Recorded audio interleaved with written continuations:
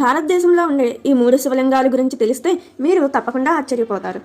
ఒకటవది, ఈ ఆలయంలోకి ఎక్కడెక్కడి నుండో తాంత్రికులు వచ్చి ఇక్కడ ధ్యానం చేస్తూ దెయ్యాలను విడిపిస్తూ ఉంటారు. ఈ ఆలయంలో శివలింగానికి ప్రతిరోజు శ్మశానం నుండి బూడిద తెచ్చి ఆ భస్మాన్ని ఆ లింగం పైన వేస్తారు అని చెబుతారు. ఈ చోట్లో సాక్షాత్తు ఆ మహంకాళుడే నివసించేవాడు అని చెబుతారు. ఈ ఆలయం పేరు మహాకాళేశ్వర శివలింగ్. ఇది ఉజ్జయినిలో ఉంది. రెండవది, తమిళనాడులో ఉన్న శివలింగం. ఇది ప్రపంచంలోనే అతిపెద్ద శివలింగం. ఈ శివలింగం 30 అడుగుల ఎత్తు ఉంటుంది.